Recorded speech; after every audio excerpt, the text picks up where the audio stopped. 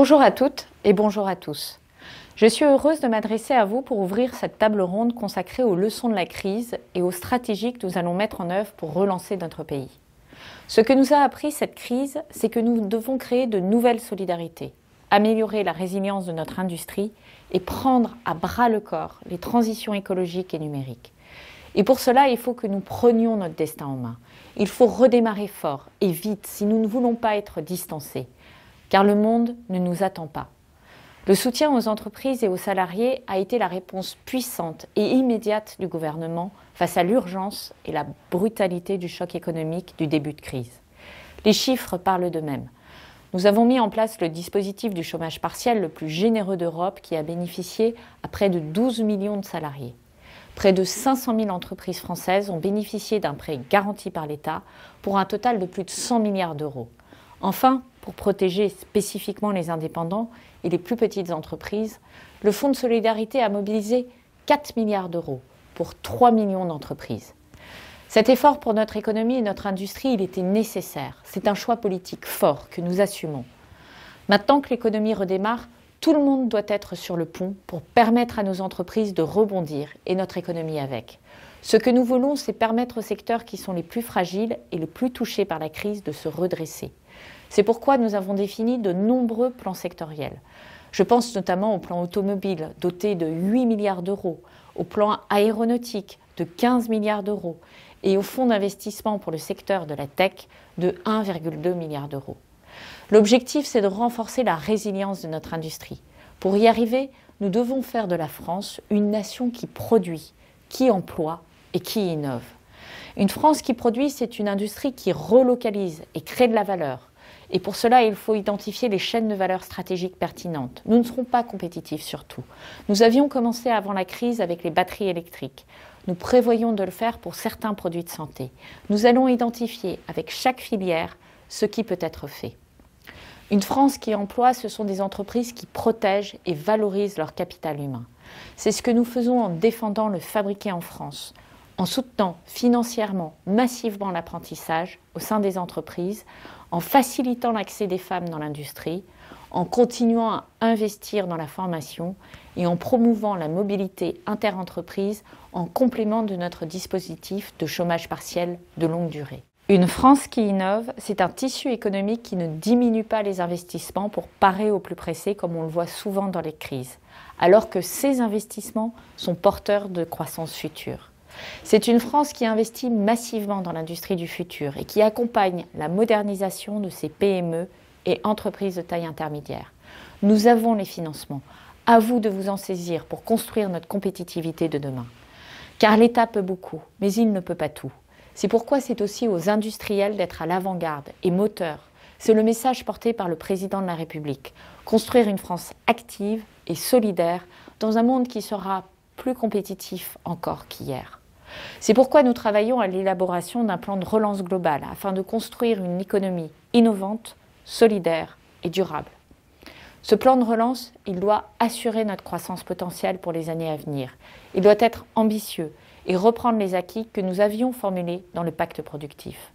Ce plan de relance, il devra soutenir l'investissement, l'offre et l'innovation, notamment en s'appuyant sur la révolution numérique. Améliorer le marché du travail pour aider les jeunes à s'insérer et à aller vers l'industrie.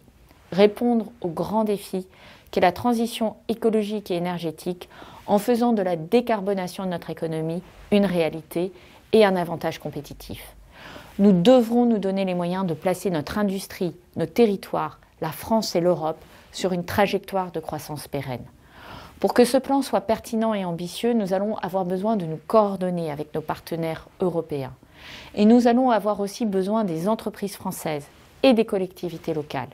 C'est pourquoi nous allons organiser une large consultation au cours des prochaines semaines afin de donner corps à ces orientations. Global Industrie et cette table ronde sont là pour nous y aider. Et je suis certaine que les débats que vous aurez seront riches. Je compte sur votre mobilisation à tous pour faire de la France une économie plus compétitive, plus solidaire et plus durable. Je vous remercie.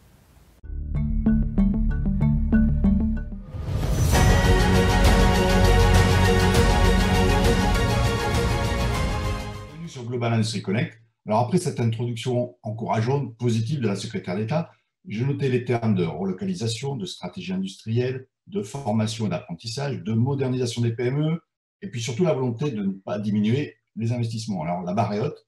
Je vais tenter de faire avancer le débat avec 4 invités les mieux placés pour nous éclairer sur l'industrie.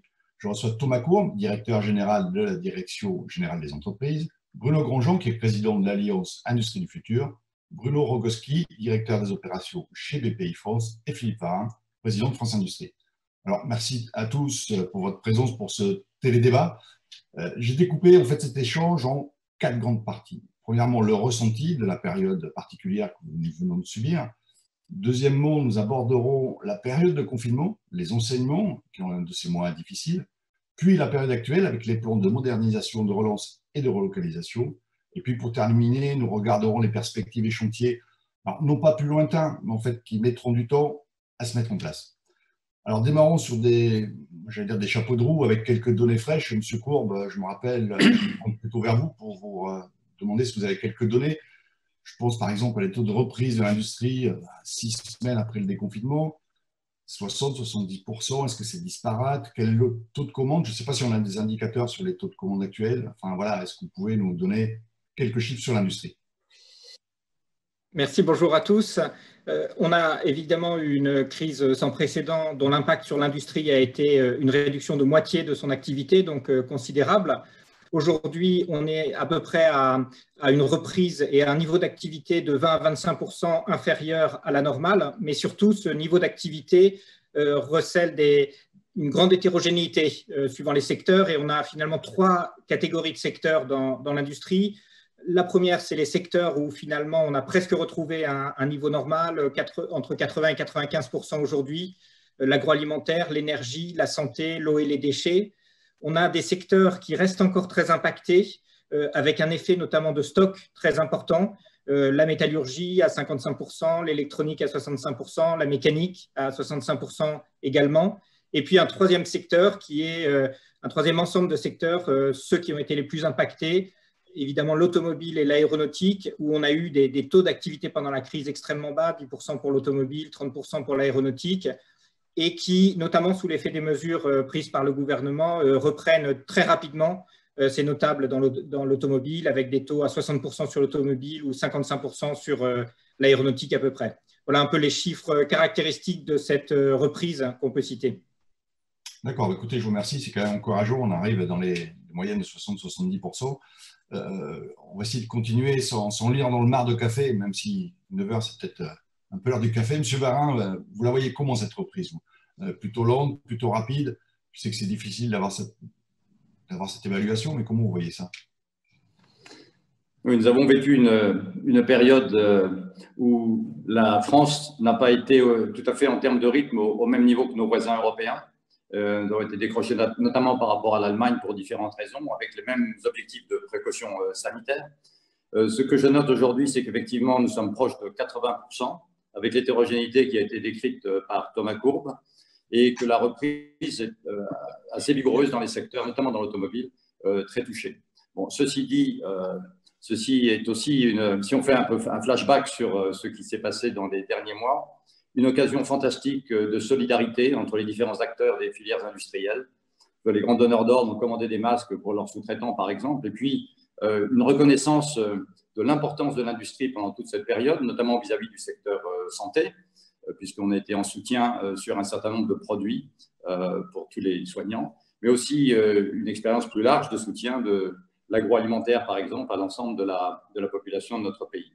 Donc, au-delà des chiffres, on a vécu une période avec un retard par rapport à nos voisins. Je pense qu'aujourd'hui, avec les mesures qui ont été prises par le gouvernement, nous allons sortir de la crise à peu près au même niveau de taux d'activité, très proche en tout cas.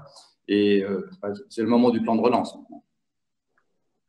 Oui, on abordera ce sujet du plan de relance tout à l'heure. Justement, Bruno Grandjean, juste pour terminer cette introduction, je sais qu'au niveau de l'Alliance Industrie du Futur, vous avez organisé pas mal de webcafés qui réunissaient des entrepreneurs.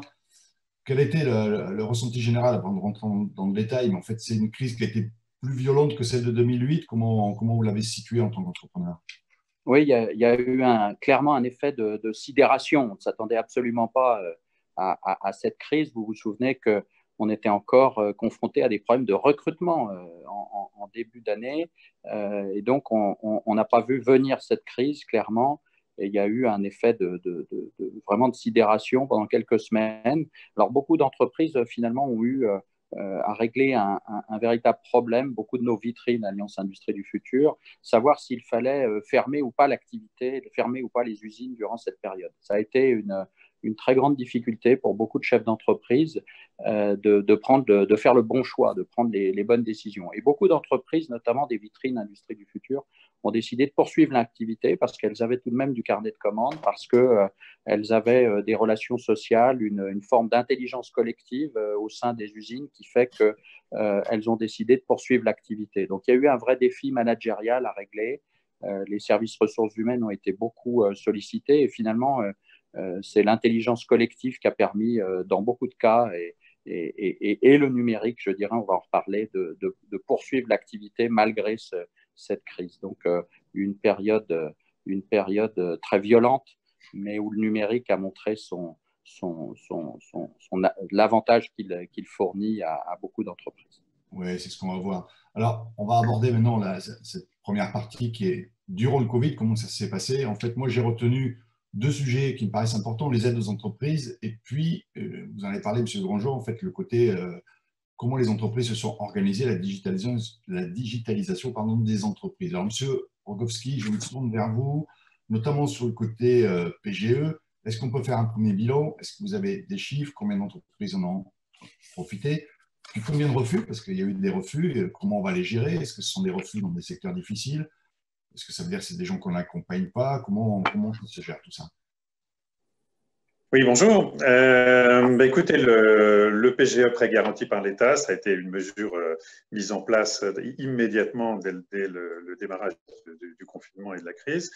Je dirais que c'est un grand succès dans le sens où ça a dépassé la propagation et l'intensité qu'on trouve dans la plupart des pays européens. Je crois même que la France est le pays qui a touché le plus d'entreprises à travers ces prêts garantis par l'État. Il y a 500 000 entreprises environ qui ont bénéficié de ces prêts garantis. Ça représente quand même pas loin de 100 milliards d'euros injectés sur une durée de plusieurs années. Pour une PME, typiquement, en moyenne, c'est 1,7 million d'euros, ce qui, à mettre en rapport avec le chiffre d'affaires, ça représente des sommes importantes. L'enjeu fort aussi, c'était de traiter ça très rapidement. Les banques ont traité ça en moyenne dans un délai de 7 jours ouvrables, ce qui était important et absolument nécessaire pour nos PME. On peut estimer qu'en moyenne, il y a environ un tiers des entreprises qui ont eu besoin de ces prêts CPGE. Elles vont peut-être en avoir besoin un peu plus tard aussi. Et c'est quand même significativement différent d'un secteur à l'autre. Dans le domaine de l'automobile, de la mode et du luxe en particulier, il y a un très fort tirage. Et tout le monde comprendra aussi que dans le secteur de l'agroalimentaire, il y avait forcément moins besoin du fait notamment que ce secteur était moins impacté. Par rapport à votre question, il y a le fait qu'il y a un certain nombre d'entreprises, elles sont peu nombreuses, qui se sont vues refuser leur PGE.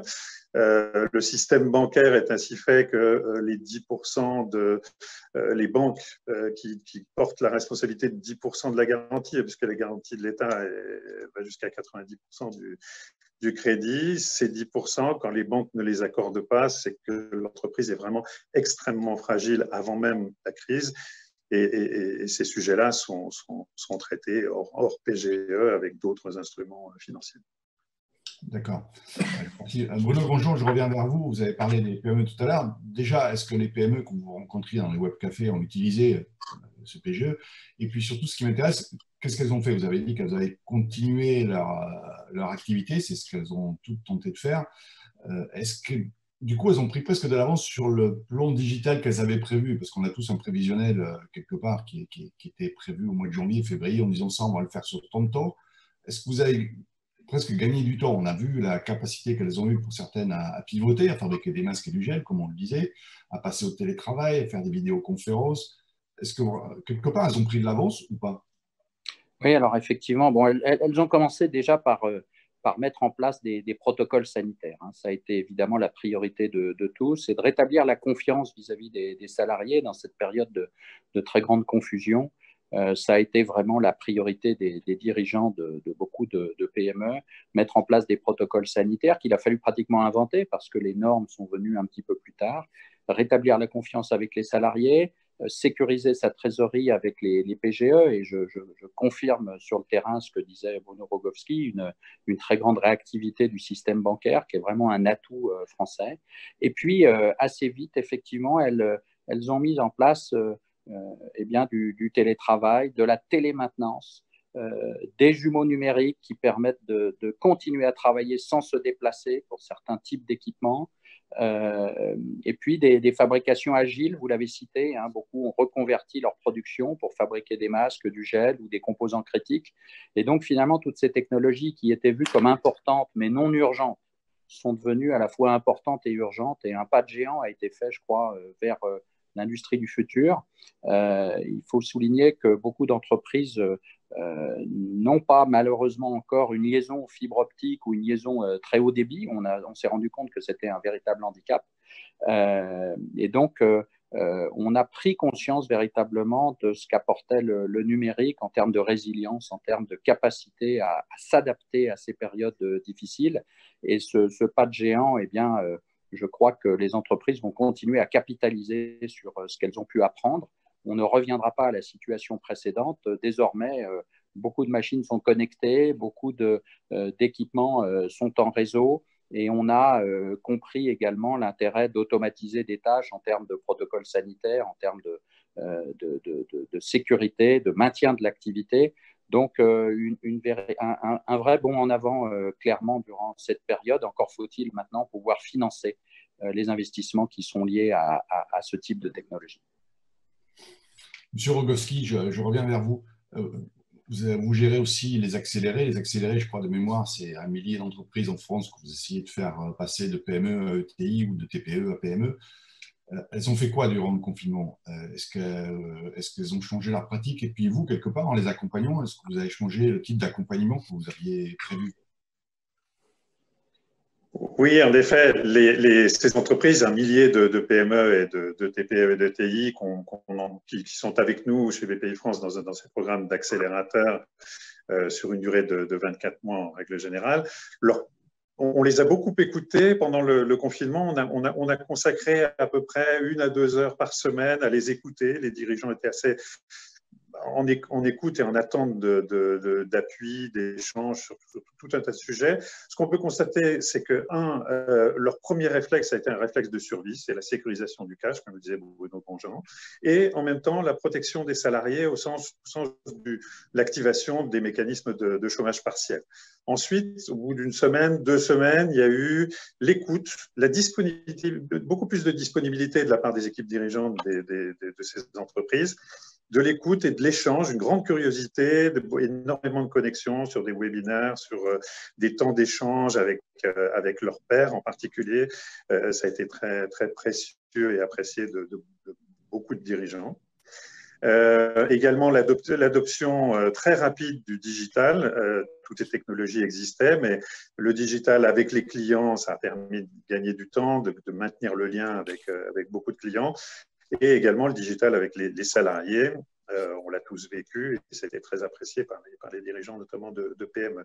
Et puis, un regard différent porté sur le 4.0 parce que les dirigeants ont commencé à penser à un certain nombre de techniques qui allaient leur permettre, post-confinement, d'accélérer leur mise sur le marché, d'ouvrir des canaux sur le B2C pour adresser directement le client final. Donc, beaucoup de réflexions pendant ce temps-là.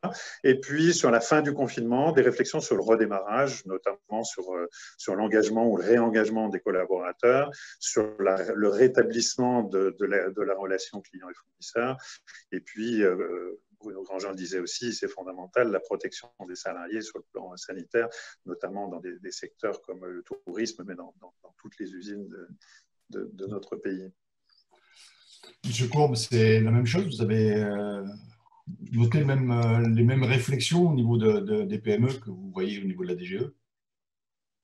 Oui, Oui, tout à fait. Comme ça a été dit, on a eu plusieurs réactions des entreprises. D'abord, la réaction d'urgence et en complément de ce qui a été dit, on a mobilisé les chambres de commerce et d'industrie pour être le premier contact des entreprises et elles ont eu 1,4 million de contacts avec des entreprises qui, au tout début de la crise et du confinement, cherchaient à utiliser au mieux les dispositifs de soutien mis en place par l'État. Donc, ça a été l'urgence, la mobilisation des outils financiers. Là, au-delà de ce qui a été dit, il faut mesurer l'ampleur des dispositifs de soutien qui ont été mis en place par l'État sur le plan des financements, avec le PGE évidemment, le Fonds de solidarité également, sur l'activité partielle qui a permis de préserver l'emploi de manière tout à fait massive avec 7 millions de demandes, dont 15% dans l'industrie, donc une vraie mobilisation par l'industrie de ce dispositif. Les reports et exonérations de charges aussi, qui pour les plus petites entreprises ont été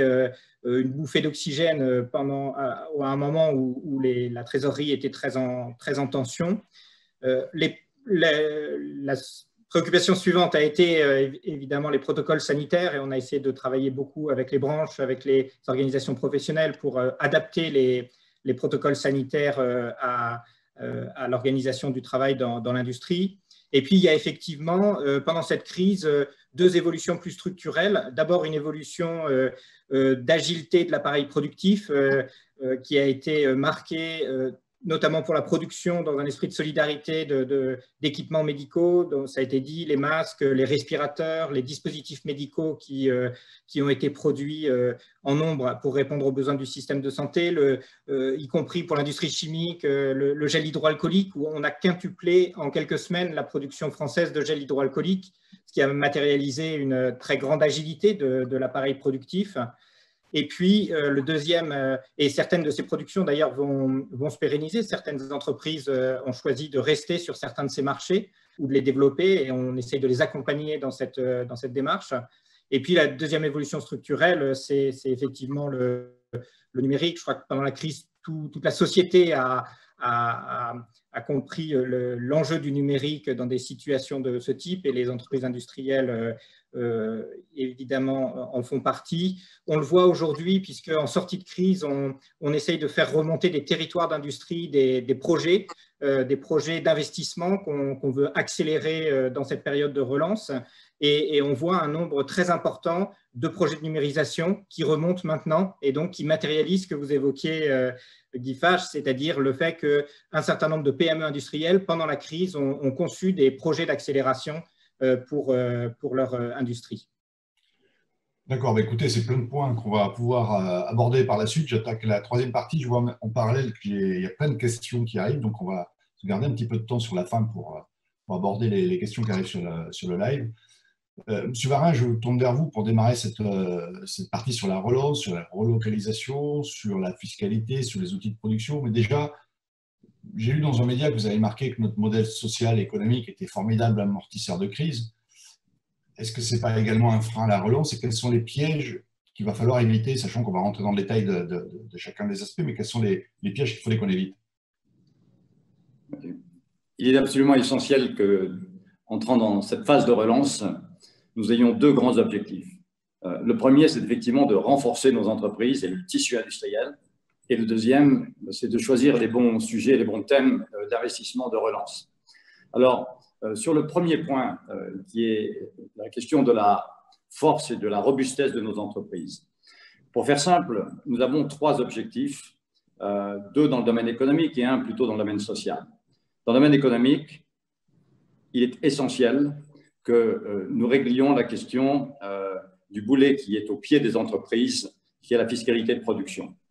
Si on veut que l'attractivité de la France remonte, continue d'ailleurs à remonter, que la compétitivité des entreprises soit renforcée, eh bien, il est essentiel que ce boulet qu'on évalue à 70 milliards d'euros d'écart par rapport à nos voisins allemands. Il faut savoir que les impôts de production en France, c'est 7 fois l'Allemagne, c'est 3 fois la moyenne européenne.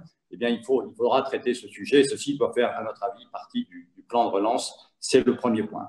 Le second, qui est d'ordre économique également, est la question des fonds propres de nos entreprises. Comme on l'a dit, l'État a, je pense, mis les moyens qu'il fallait avec le PGE pour traiter la question de la liquidité des entreprises pendant toute cette phase.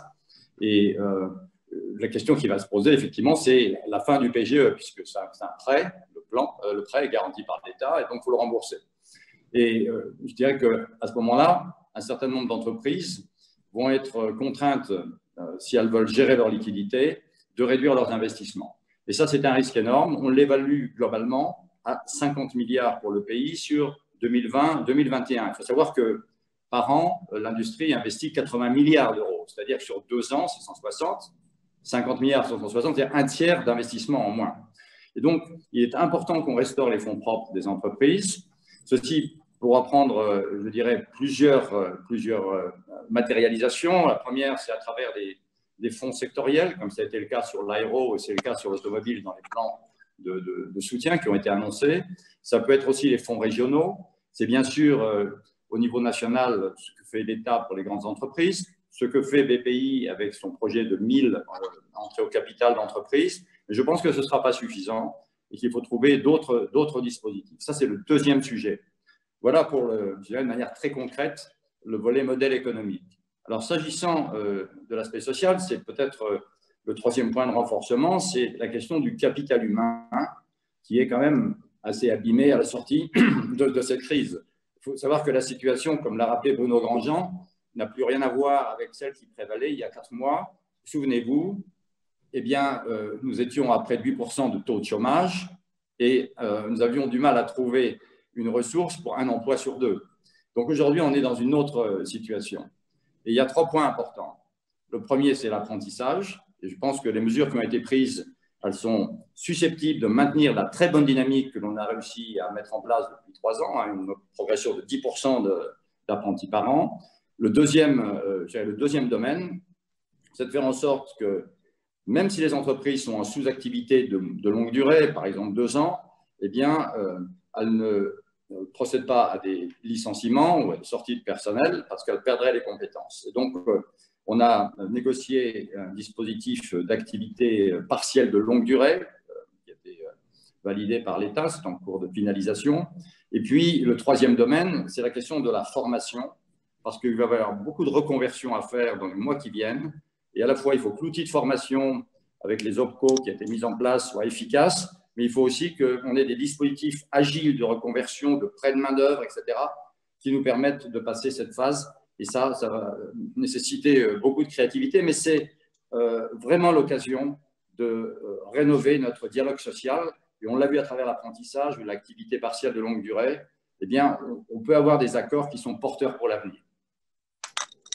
Écoutez, je vous remercie pour tous ces sujets que vous avez abordés. Il y a beaucoup de pièges à éviter. Du coup, je vais changer un petit peu l'ordre que j'avais prévu parce que vous avez beaucoup parlé de financement, de fiscalité. On va peut-être déjà épurer cette partie-là parce que je vois des questions qui arrivent également sur le live. Vous avez parlé de plan de suramortissement. Monsieur Courbe, je ne sais pas, il se termine quand? On le prolonge comment? On l'ouvre? Beaucoup de questions hier dans les débats à ce sujet sur le suramortissement. Est-ce que vous pouvez nous éclairer là-dessus? Oui, il y a effectivement deux enjeux. Il y a d'abord une question de financement des entreprises. Et là, on a quand même mis en place avec un très grand nombre de PGE des solutions de financement durables. La question peut se poser au-delà des 6 ans du PGE pour un certain nombre d'entreprises d'un relais de financement. Et on y travaille, notamment avec BPI, pour trouver des solutions qui permettront d'apporter un relais de financement au PGE. Et puis, on a plus globalement, et quel qu'en soit finalement le support sur amortissement ou d'autres supports, on a besoin de stimuler l'investissement de manière très forte.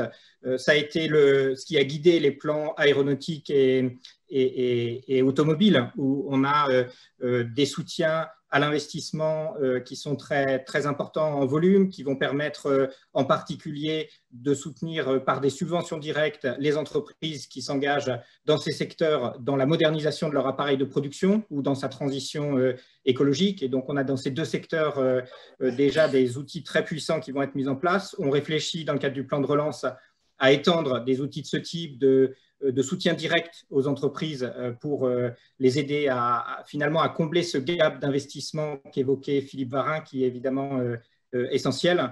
Et avec ça, on a déjà une perspective de soutien à l'investissement qui doit être la première réponse dans les prochaines semaines. Est-ce qu'on peut prolonger sur la partie différée de paiement sur les charges? M. Varin en a parlé également.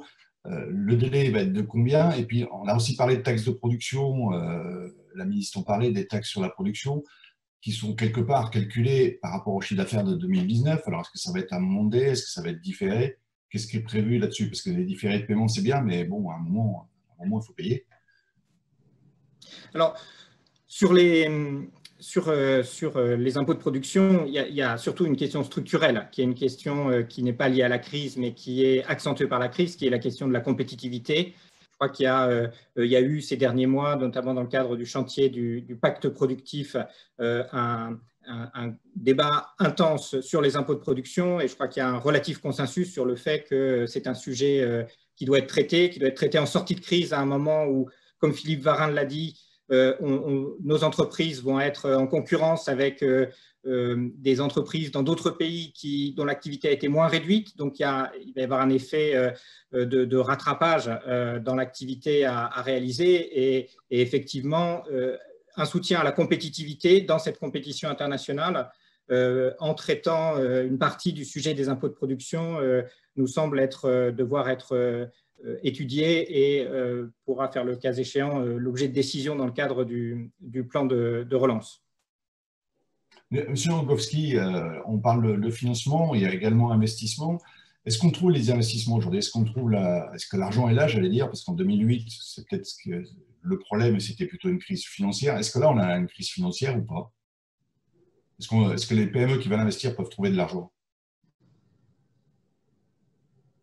Oui, l'accès à l'argent reste relativement facile, relativement aisé à ce jour, ce d'autant plus que les entreprises sont un peu protégées pendant quelques années par le recours au PGE. Je dirais que d'une certaine façon, comme la crise précédente n'a jamais que 10 ou 12 ans, ce qui est étonnant, c'est de voir que finalement les dirigeants de nos grands groupes, de la puissance publique et les dirigeants d'entreprise ont encore en mémoire tout ce qui s'est passé. La puissance publique a mieux compris le lien entre la crise direct entre la crise et l'emploi. Les grands groupes ont bien tiré la leçon, me semble-t-il, de l'intérêt de conserver leur tissu fournisseur est très actif. Et puis les banques, parce que les banques ont pris confiance, contrairement peut-être à ce qui s'était passé en 2008-2009, du fait que le rebond, finalement, quand on est dans des retours sur des retours de cycle vers la croissance, le rebond, il se fait quand même relativement rapidement et les entreprises redeviennent solides. Donc la confiance, je dirais qu'elle est beaucoup plus installée qu'elle ne l'était il y a une dizaine d'années. Monsieur Grandjean, votre avis là-dessus au niveau de l'Alliance, puis également dans votre entreprise, parce qu'aujourd'hui, on demande aux entreprises qui ont vécu une crise quelque part sans précédent d'investir alors qu'elles licencient. Est-ce qu'elles sont dans le brouillard? Comment vous envoyez ça? Parce que ce n'est pas évident de relancer une machine alors qu'on ne sait pas trop où on va. Oui, pour investir, je pense qu'il y a deux conditions principales. C'est évidemment les financements, mais c'est aussi d'avoir une visibilité sur son modèle économique. Et c'est loin d'être le cas aujourd'hui. Donc, je crois qu'il y a beaucoup d'entreprises qui vont attendre septembre, en tout cas, avant de définir quelle sera leur stratégie, peut-être même aller un petit peu au-delà. Donc, il y a une forme d'attentisme. Si on veut essayer de relancer la machine, il va falloir prendre des mesures fortes pour convaincre beaucoup de chefs d'entreprise d'investir.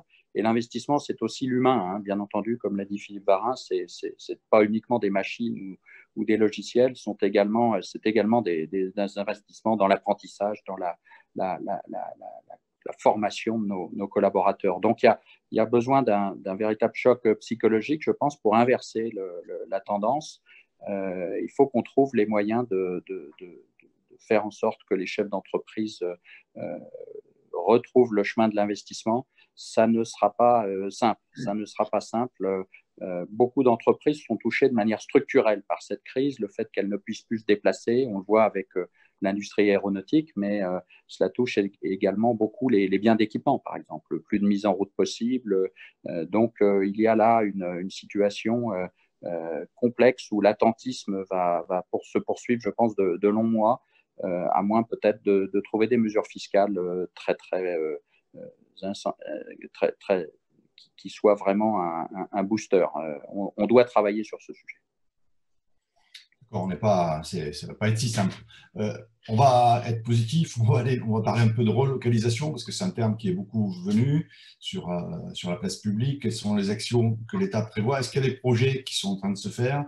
Est-ce qu'il y a une commission stratégique qui travaille sur des pistes? Est-ce que ça se travaille avec les territoires? Monsieur Cour, je crois que là, vous êtes le mieux placé pour nous faire un petit bilan sur ce qui se prépare au niveau des relocalisations.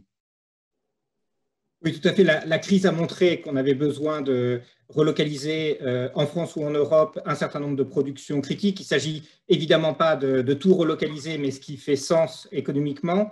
Et là, on a une double approche. On a une approche stratégique, top-down, dans laquelle on identifie les fragilités des chaînes de valeur. Et là, on trouve des résultats très concrets qui ont été notamment mis en valeur par la crise. Par exemple, les catalyseurs dans la plasturgie, les intrants chimiques de l'agriculture, les cartes électroniques, évidemment, sur lesquelles on voit qu'on a besoin d'augmenter la résilience de nos chaînes de valeur. Et puis, on a une approche bottom-up dans laquelle on travaille, notamment avec le Conseil national des achats, un cabinet de conseil, pour essayer d'identifier depuis le terrain les achats que, par exemple, les ETI pourraient relocaliser en France parce qu'économiquement, ça peut faire sens de les relocaliser. Donc, on a ces deux approches et ça donne déjà des perspectives très concrètes, évidemment dans le domaine de la santé, qui a été le premier domaine dans lequel on a identifié ce besoin de relocalisation. Vous avez vu qu'on avait lancé le 18 juin un appel à manifestation d'intérêt doté de 120 millions d'euros pour des projets de relocalisation en France de produits pharmaceutiques, notamment qui sont utiles contre le Covid. Vous avez vu que le président de la République avait annoncé notre projet de relocaliser le principe actif du paracétamol en France, la production de paracétamol qui a connu dans les années dernières des pénuries en France. Et puis, on met finalement ce principe de relocalisation au cœur de nos mesures de relance. Vous avez vu sans doute que dans le plan automobile, il y avait 1 milliard d'euros de projets d'investissement qui auraient dû se faire ailleurs qu'en France, de projets de production et qui se feront dans le cadre de ce plan en France, donc des productions par exemple sur le moteur électrique. Et on a identifié d'autres secteurs déjà dans lesquels des projets de relocalisation émergent, donc évidemment des projets qui ont un sens économique, qui peuvent donner lieu à des productions en France dans des bonnes conditions économiques, dans l'électronique de puissance, dans un certain nombre de secteurs amont de l'industrie, notamment, qui sont des secteurs dans lesquels on identifie déjà des projets. Et on veut travailler pour identifier à la fois, comme je le disais en introduction, les segments critiques des chaînes de valeur et puis les projets concrets avec les grandes filières industrielles. Bien sûr, on a engagé un travail dans le cadre du Conseil national de l'industrie avec toutes les filières industrielles pour mener cette analyse. Et puis avec les territoires, on travaille avec les régions notamment sur l'identification dans chacun des territoires des entreprises qui pourraient porter des projets de relocalisation qui feront sens sur le plan économique. Est-ce que, M. Rogowski, est-ce qu'il y a eu des accélérés qui, eux, ont également plongé sur de la relocalisation? Est-ce qu'il y a des exemples sur les 1000? Il y en a peut-être quand même quelques-uns qui ont peut-être pris les devants? Oui, en effet, c'est un vrai sujet. Ce qu'on peut dire et ce qui est frappant pendant les enseignements de cette crise, c'est que dès le démarrage de cette crise, du moment où le Covid s'est propagé en Asie et puis en Italie, puis en France, finalement, la grosse surprise, ça a été de voir que les PME, en particulier, ont pris conscience de la profondeur de leur supply chain. En amont, comme en aval, c'est-à-dire que tout le monde sait à peu près d'où viennent les produits qui rentrent dans notre usine et où vont les camions qui sortent de notre usine, mais la connaissance de ce que sont les fournisseurs des fournisseurs, et parfois il y a des rangs 2, des rangs 3, des rangs 4, et au-delà du client à qui on livre, où va finalement le produit qu'on lui livre, ça c'est quelque chose auquel sont des réflexes que les grands groupes ont développés depuis quelques années, mais qui ne sont absolument pas présents dans le tissu des PME. Et de fait, ces entreprises-là ont été surprises, ont découvert d'où pouvait venir le risque potentiel d'approvisionnement. Donc, nous, sur les programmes accélérateurs, on réalise un certain nombre de missions de conseil sur le décortiquage, la mise à plat de ces supply chains, spécifiquement pour une entreprise. Et ce qu'on constate, c'est qu'il y a beaucoup d'entreprises de la mode, en particulier, qui dépendent beaucoup de l'Italie et qui ont besoin, pour sécuriser leur production, de trouver plus de souplesse, plus de réactivité en intégrant en France, à proximité de leurs ateliers, de leurs usines. Et puis, je vais prendre un deuxième exemple, qui est une entreprise qui s'appelle Estelec, qui est une entreprise alsacienne, qui fait des cartes électroniques, des composants électroniques. Thomas Cour parlait de ce secteur qui est très dépendant de l'Asie et qui, là, très concrètement, qu'on aide très concrètement à intégrer le câblage de ces cartes électroniques qui viennent jusqu'à présent de Chine avec une société commune, avec un confrère alsacien, dans le but de ne plus dépendre de ces approvisionnements risqués avec des à-coups en matière de risque de livraison. Et voilà ce que fait Estelec en ce moment, très concrètement. D'accord. Monsieur Varin, je reviens vers vous, parce que vous êtes également, et Monsieur Cour en a parlé, vice-président du Conseil national de l'industrie. Donc, vous suivez également les filières, etc. On a parlé de pacte productif, de réindustrialisation. Je vois des questions qui arrivent sur le live qui nous disent quand et comment on va vraiment passer à une vraie révolution technologique. Qu'est-ce qui est prévu? Qu'est-ce qui est demandé? Il y en a qui parlent d'hydrogène. Vraiment, est-ce qu'il y a quelque chose de révolutionnaire qu'il faudrait faire pour réindustrialiser la France? Ou alors, quel secteur en fait privilégié par rapport à d'autres? Et j'allais dire, au pire, pour éviter le saupoudrage qu'on a peut-être connu pendant des années, comment arbitrer? Et puis, peut-être des secteurs qu'il ne faut plus aider. Oui, ce qui est important, comme vous venez de le dire, il ne s'agit pas simplement de réparer le passé, mais de clairement saisir cette opportunité pour préparer l'avenir. Pour revenir un instant sur les questions de relocalisation, il faut aussi bien appeler d'ailleurs résilience, parce qu'on règle un certain nombre de sujets, souvent par du multisourcing, par du rapprochement en Europe, plutôt qu'une relocalisation qui n'est pas toujours compétitive. Donc, pour nous, le point essentiel, c'est que nos filières, et elles vont commencer à faire ce travail en liaison avec la DGE, d'une part, fassent une identification globale des risques sur leur chaîne de valeur, mais aussi arrivent à proposer des projets très, très concrets, comme ça a été le cas récemment, sur la santé. Pour ce faire, ce qui est essentiel, c'est d'avoir une nouvelle approche, une nouvelle grille d'analyse, souvent, parce qu'on a l'habitude de regarder la compétitivité d'un projet de rapatriement en euros, je dirais, à l'unité produite. Or, aujourd'hui, il faut avoir, je dirais, un scope beaucoup plus large, c'est-à-dire, il faut intégrer, bien sûr, les euros par unité produite, mais il faut aussi intégrer le repricing du risque, qui est maintenant très perceptible dans certaines filières, mais aussi intégrer le prix du carbone, puisqu'aujourd'hui, il y a un signal prix qui est encore faible dans l'économie sur le carbone, mais on sait que dans 5 à 10 ans, la durée de notre investissement, le prix du carbone va monter, donc il faut l'intégrer. Et puis, aussi les externalités sociales, quelque part, parce que effectivement, on va avoir un taux de chômage qui monte à partir de la deuxième partie de cette année. Donc, la question, c'est effectivement de pouvoir travailler en transparence avec l'État sur ces projets pour que, dans certains cas, effectivement, on justifie l'utilisation d'argent public pour soutenir ces projets. Donc, j'exhorte, je dirais, tous nos auditeurs là, à préparer des projets concrets avec ces grilles d'analyse et de les présenter, de les faire remonter. Alors, on s'y emploie par filière. On s'y emploie aussi dans les régions, puisque maintenant nous avons des référents de France Industrie dans chaque région, notamment en liaison avec les territoires d'industrie, pour que dès le mois de juillet, on ait un volume suffisant de ces plans et dans les domaines qui ont été évoqués, notamment la chimie, l'électronique, l'automobile, l'agro. Il y a des choses à faire et je pense que l'État doit sortir des appels à manifestation d'intérêt sur ces différents secteurs dans les semaines et mois qui viennent, comme ça a été fait au mois de juin sur la santé. Donc ça, je dirais, c'est un premier axe. Et puis ensuite, il y a l'axe carbone, on pourra en parler. Et puis, il y a ce que vous venez d'évoquer, c'est-à-dire la question du choix des marchés d'avenir sur lesquels on doit se concentrer. Alors, ayant en tête que, et ça Thomas Cour pourra en parler, mais en France, il y a le PIA 4 qui va être en soutien. Ce qui est essentiel, c'est que nos filières travaillent sur ces projets d'avenir.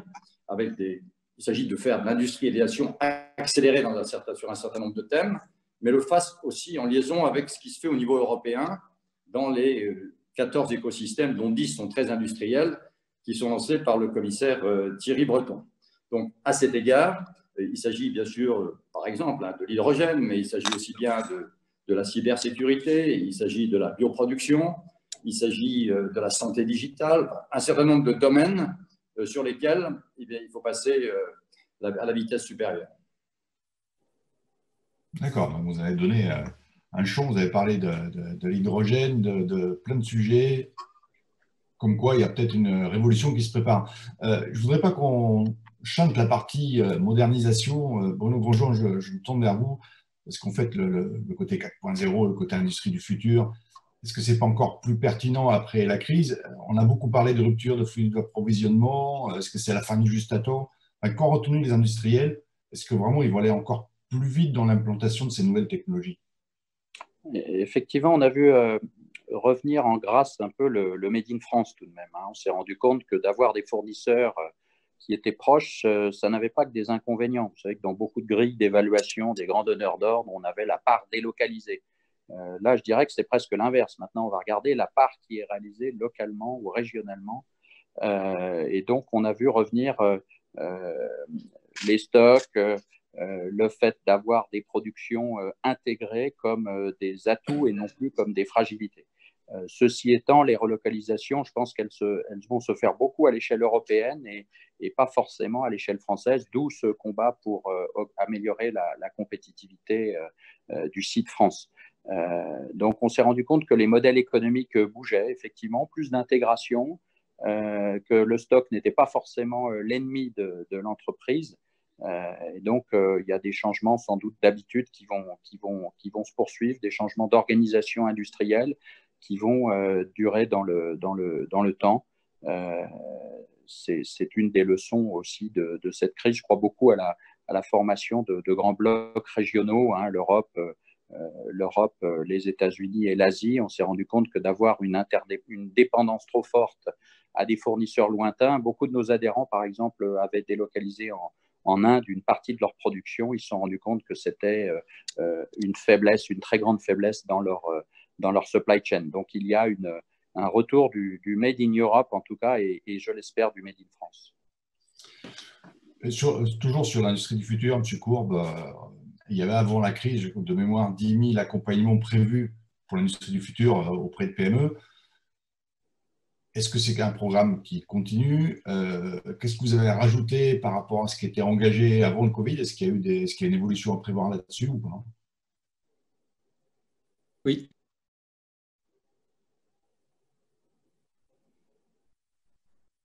En effet, on veut, sur ce sujet, je crois qu'en sortie de crise, et l'Union européenne le dit quotidiennement, on voit l'enjeu de la transformation de l'industrie, à la fois de la numérisation, de la décarbonation et de la résilience. C'est vraiment les trois mots-clés de l'évolution de l'industrie dans les prochaines années.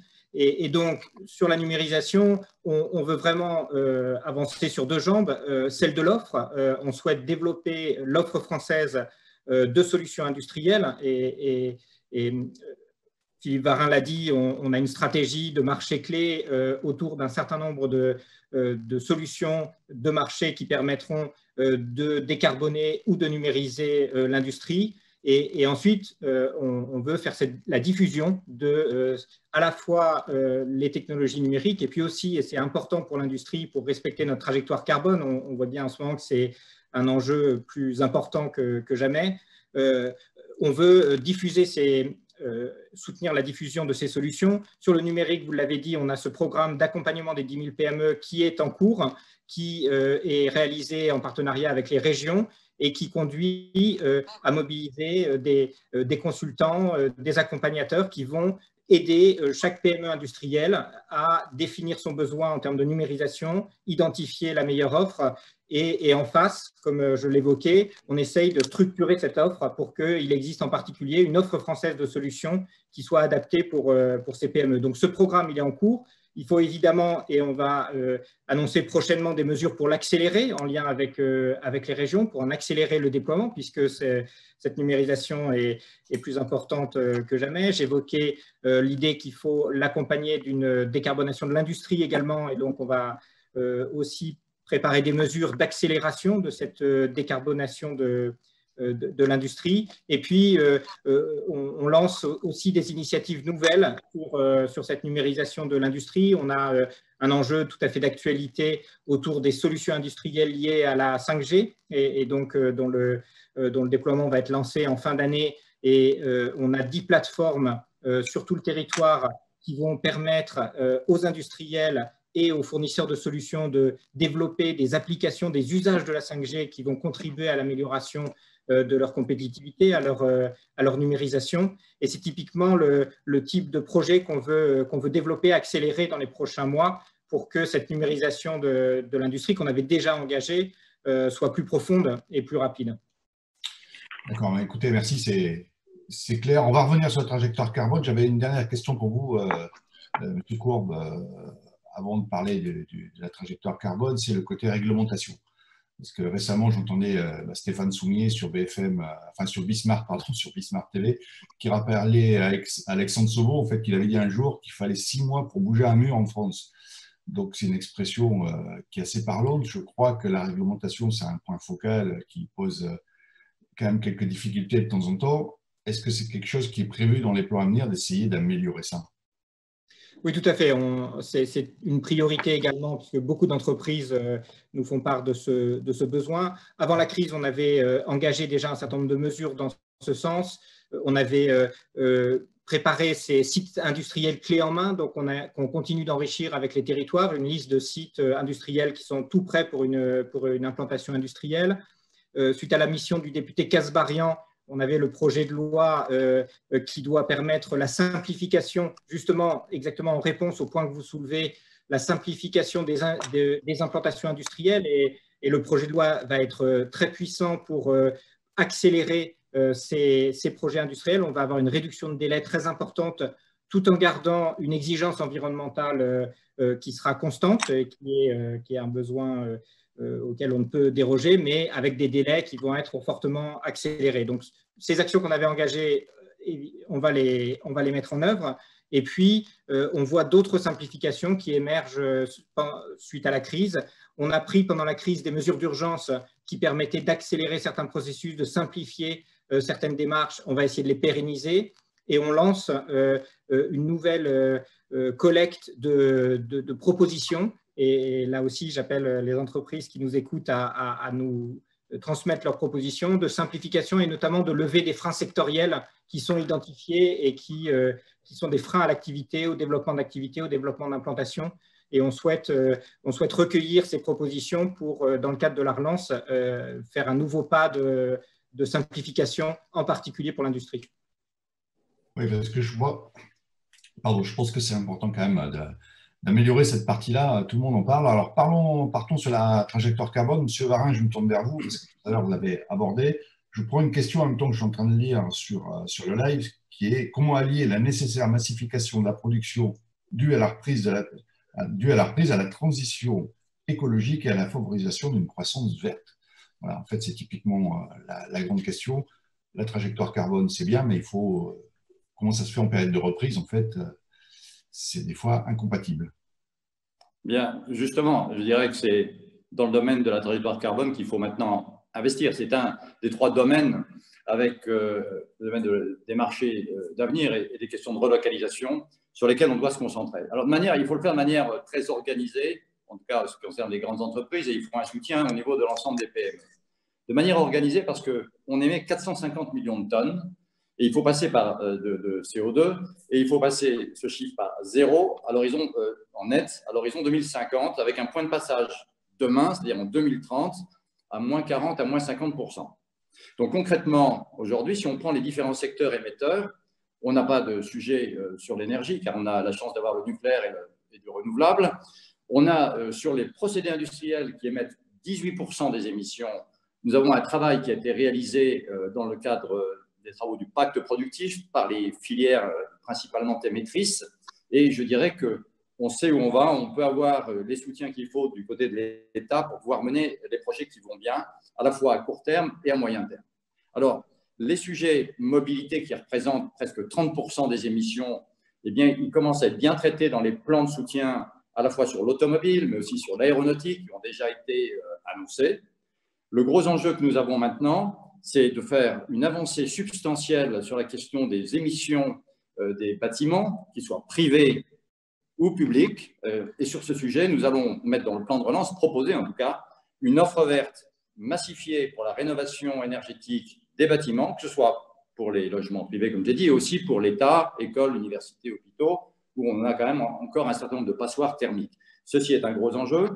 Et j'ajoute qu'il y a également un enjeu qui n'est pas complètement de nature carbone, mais vraiment environnemental, qui est le soutien aux services essentiels, de l'eau, de la valorisation des déchets, pour que ces services essentiels complètement reconnus au moment de la crise eh bien, fassent l'objet des investissements, je dirais, qu'ils méritent pour la qualité de vie des Français à l'avenir.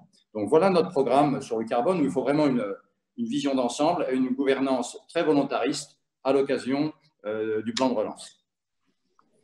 D'accord, sachant qu'il faudra éviter peut-être d'être, j'allais dire, schizophrène, parce que d'un côté, on veut une industrie moins polluante chez nous, mais on délocalise parfois la sidérurgie, la chimie ailleurs. On délocalise un petit peu le problème, non? C'est pour ça qu'il faudra un soutien. On essaie vraiment, avec l'État français, de pousser le concept de la taxe aux frontières au niveau de l'Europe, le mécanisme d'inclusion carbone, pour faire en sorte qu'il n'y ait pas de fuite de carbone et que des industries européennes qui ont une bonne performance au niveau mondial sur le CO2 ne soient pas amenées à délocaliser. J'aime bien le terme de fuite de carbone. Je pense qu'il parlera à tout le monde. Bruno Grandjean, je me tourne vers vous parce que je crois que l'Alliance Industrie du Futur planche également sur ce côté développement durable, transition énergétique. Et vous préparez, je crois, un document là-dessus. Qu'est-ce qu'il y aura de concret?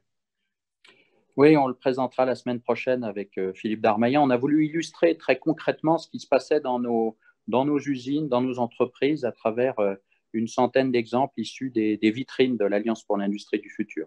Ce qu'on a voulu démontrer, c'est que le développement durable pouvait se faire par de l'innovation et non pas par de la décroissance, qui est un vrai sujet de débat. Et quand on voit notamment l'interdiction de la 5G dont parlent certains maires nouvellement élus, on peut s'inquiéter un petit peu que le développement durable, que les sujets environnementaux soient traités d'une manière qui soit néfaste à l'industrie. Donc, on a voulu illustrer ce que faisaient beaucoup de chefs d'entreprise, beaucoup d'entreprises qui, un peu comme M. Jourdain faisait de la prose sans le savoir, eh bien, font du développement durable au quotidien à travers des exemples concrets. Donc, on présentera ce document la semaine prochaine.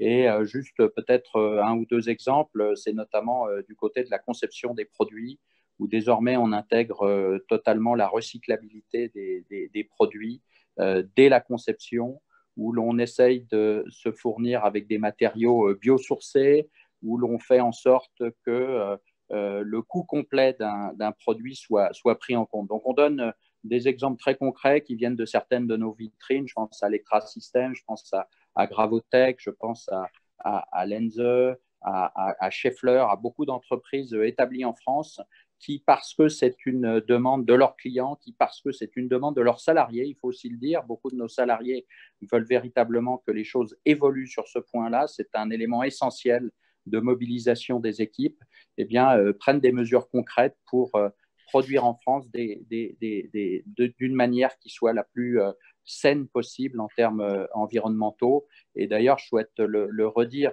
Philippe Barin l'a évoqué, mais produire en France, c'est bon pour la planète, c'est quelque chose de favorable et il faut vraiment éviter que la réponse aux défis environnementaux soit de la délocalisation. Ce ne sera évidemment pas une bonne réponse. Nous n'avons qu'une seule planète et donc produire en France, c'est quelque chose de vertueux. Et donc, il faut que cette mobilisation en faveur de la décarbonation soit un moyen de rebooster notre industrie.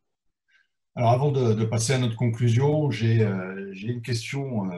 Il y a beaucoup de questions qui reviennent en fait sur le PGE en me disant le PGE, c'est de la dette et cette dette va peser sur la capacité à investir à court et à moyen terme. Jusque-là, on est tous d'accord. Et comment reconditionner cette aide pour éviter ce futur problème? En fait, le PGE revient un petit peu sur la table, j'allais dire. Qui veut répondre peut-être à cette question? Est-ce qu'il faut le faire durer plus longtemps? Est-ce qu'il faut l'oublier? Bruno Grandjean, je vous vois apparaître à l'écran. Oui, je me permets de reprendre la parole parce que j'étais un peu frustré de ne pas pouvoir intervenir un peu plus tôt.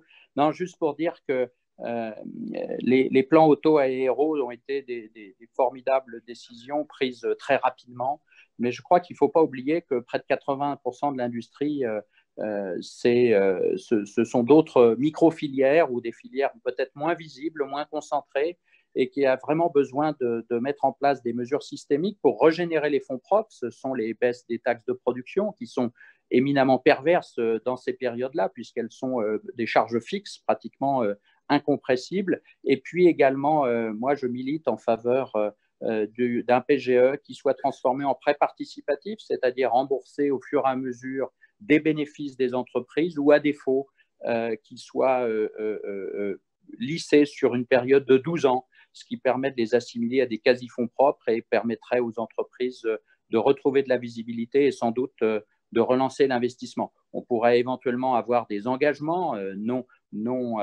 contraignants, mais en faveur de la transition énergétique et de l'investissement. Mais je crois que ce type de mesure serait approprié.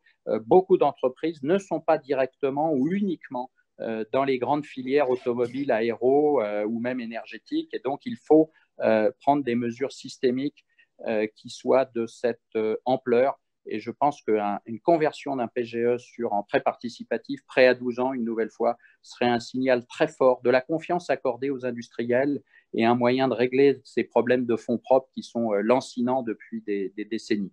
Donc, je souhaite ardemment que le plan de relance intègre ce type de mesures. Voilà, je souhaitais le dire, c'est essentiel pour que le numérique, les technologies de l'industrie du futur et le développement durable soient intégrés dans les feuilles de route de nos industriels. Sinon, on risque véritablement d'avoir une stratégie défensive de repli qui soit finalement une étape supplémentaire du déclin de notre industrie. Donc, il y a vraiment un enjeu très important.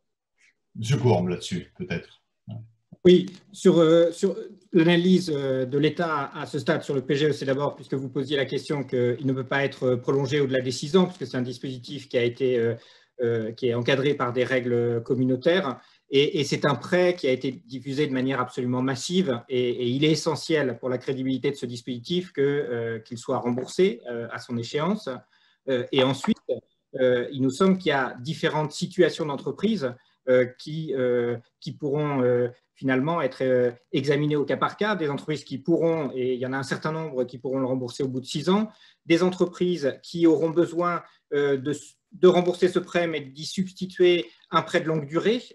Et c'est évidemment un secteur qui n'est pas celui de l'industrie, mais l'exemple des prêts mis en place par BPI dans le secteur du tourisme, qui sont des prêts sans garantie de longue durée, sont un bon exemple pour certaines entreprises qui ont besoin d'un relais de financement de longue durée de solutions. Et puis, par ailleurs, dans la panoplie de ce que nous étudions dans le cadre du plan de relance, au-delà de ces solutions financières, on a potentiellement d'autres types de soutien à l'investissement. On a évoqué tout à l'heure la question des impôts de production, on a évoqué les soutiens directs à l'investissement des entreprises, en particulier des PME, dans leurs investissements productifs ou de transformation numérique et écologique. Et il faut bien voir l'ensemble de cette palette comme une gamme de solutions pour répondre à tous ces besoins financiers en sortie de crise et pour les prochaines années pour les entreprises. Monsieur Varin, je vous passe la parole. On va démarrer notre conclusion. En même temps, vous pouvez peut-être répondre sur ce sujet qu'on vient d'aborder. Puis je sais que mi-juillet, il y a une conférence de presse de France Industrie. Est-ce qu'on peut avoir un petit scoop? Qu'est-ce que vous allez nous annoncer?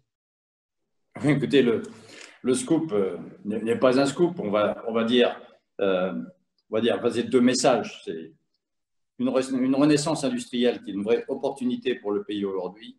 Elle passe par ce renforcement de l'industrie, par les questions de compétitivité, fiscalité de production, fonds propres ou quasi-fonds propres, je n'ai pas grand-chose à ajouter à ce qui vient d'être dit, et puis aussi important, le capital humain. Et après, mon message, ça va être qu'on va devoir se focaliser, parce qu'on n'a pas des moyens limités, sur les 3 axes qui ont été rappelés largement aujourd'hui. Le carbone, bien entendu, la dimension marché du futur, bien entendu, et la résilience, bien entendu. Voilà, et on va préciser ce que nous mettons derrière ces mots, comme on d'ailleurs l'a fait ce matin. Alors peut-être, puisque j'ai le premier mot de conclusion, mais je voulais vous délivrer un message positif pour montrer l'extrême mobilisation de l'industrie. Mais derrière, avec ce qui s'est passé pendant la crise, la reconnaissance par les Français qu'il n'y a pas de pays fort sans économie forte et pas d'économie forte sans industrie forte. Et ça, c'est un atout sur lequel on doit capitaliser pour renforcer l'industrie et faire les bons choix dans le cadre du plan de relance. Alors bien sûr, il y a un sujet derrière tout ça. C'est est-ce que la France a les moyens dans la durée de faire avoir le soutien suffisant pour ce plan de relance? Et je dirais, comme je l'ai dit déjà à plusieurs reprises, c'est que, eh bien, on a un sujet de dépenses publiques, on le sait bien, et à l'avenir, il faudra probablement faire moins de ronds-points, plus d'usines. J'avais un slogan qui est complètement à l'ordre du jour, avec je dirais tout ce qui est lié à l'informatisation du travail, c'est qu'il faut remettre une usine au milieu de chaque village. C'est ça l'avenir pour les Français. Et puis, faire un plan qui soit un véritable effort collectif, État, région, industrie, grandes entreprises comme PME, pour l'avenir économique du pays. Merci, je note la phrase. En fait, à chaque fois qu'on fait un rond-point, il faut créer une usine à côté. Ça, j'achète. Ah, ça serait pas mal.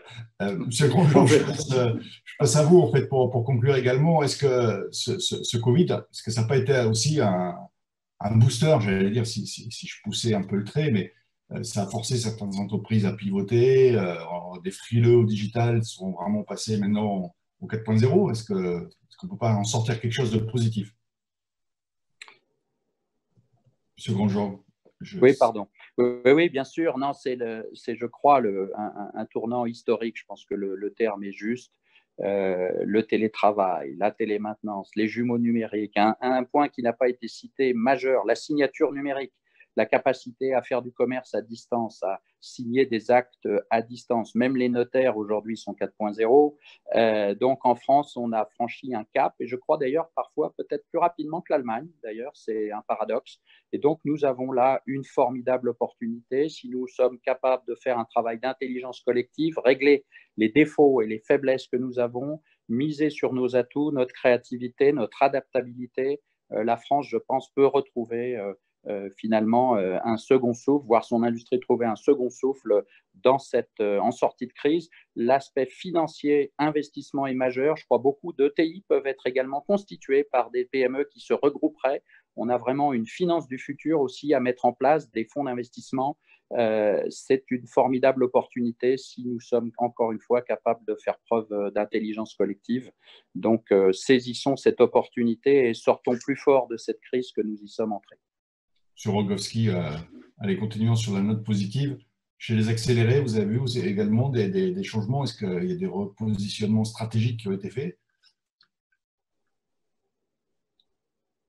Oui, comme je vous le disais tout à l'heure, il y a une énergie folle qui s'est nourrie de ces 2 mois, 3 mois où les dirigeants ont pris un peu de recul et pris le temps de réfléchir. Et ce qu'on voit, c'est qu'il y a énormément d'axes aujourd'hui positifs sur lesquels ces entreprises s'engagent.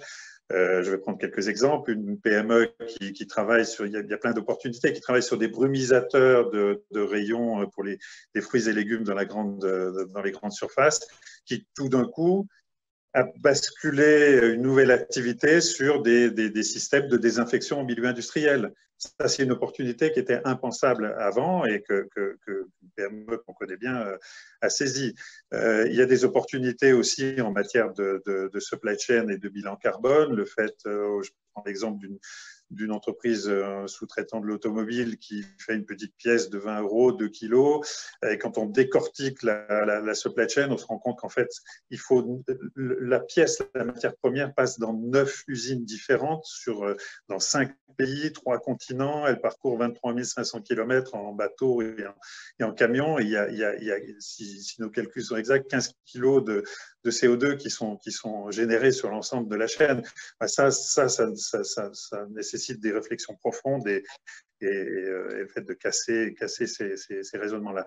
Et puis, il y a aussi des changements profonds dans la confiance que les dirigeants accordent à leurs salariés, à leurs partenaires et à leurs collaborateurs, parce que l'expérience du confinement a montré que le digital, le télétravail, ça fonctionne. Et de fait, cette confiance, elle s'est nourrie, elle s'est propagée à grande échelle. Et c'est très rassurant, c'est un vrai pas qui a été franchi en quelques semaines. Bah écoutez, Monsieur Courbe, je vais vous laisser le mot de la fin. Avec tout ce que j'ai entendu, en fait, on ne reviendra pas au monde d'avant, c'est ça? Vous allez nous rassurer là-dessus? Non, tout à fait. Et l'an dernier, avant la crise, le président de la République avait proposé un pacte productif pour la nation. Et je crois qu'en sortie de crise, collectivités locales, sociétés civiles, entrepreneurs et États sont plus que jamais convaincus de l'enjeu de ce pacte productif et de ce qu'il peut apporter au pays. Deuxième élément d'espoir, c'est le très grand alignement qu'on a avec l'Union européenne dans cette vision du monde d'après. L'Union européenne qui, il faut le rappeler, ça n'a pas encore été dit, a mobilisé des moyens sans précédent pour accompagner la relance et que nous voulons utiliser notamment sur tous les sujets qu'on a évoqués et qui est très aligné sur les enjeux qu'on a évoqués, sur la nécessité d'avoir une industrie modernisée qui aura fait sa transition écologique, qui sera plus résiliente et qui apportera tout ce qu'elle peut apporter aux États membres de l'Union européenne. Et puis le dernier point d'espoir aussi, c'est sur le sujet des compétences. Le dispositif un peu exceptionnel qui a été mis en place d'activité partielle a permis de préserver les compétences. On a aussi aujourd'hui une vision de l'importance d'adapter la formation aux nouveaux enjeux, à l'accélération d'un certain nombre de transformations qui nous attendent dans les prochaines années. Et on a le dispositif de formation pour le faire et il faut maintenant le mettre en œuvre pour répondre à cette transformation du monde d'après, que les salariés des entreprises aient la formation nécessaire pour accompagner cette transformation. Donc tous ces éléments sont des briques d'espoir pour préparer et entrer dans le monde d'après. Écoutez, je vous remercie en tout cas tous les quatre d'avoir participé à ce débat. On a des lueurs d'espoir pour l'avenir. Je vous remercie tous de nous avoir suivis. Je vous conseille fortement de continuer à regarder MyGI, tout au moins Global Industry Connect, ce qu'on appelle sur le site MyGI, à regarder toutes les présentations technologiques, toutes les présentations qui vont avoir lieu pendant les 3 jours qui suivent. Merci à tous. Au revoir.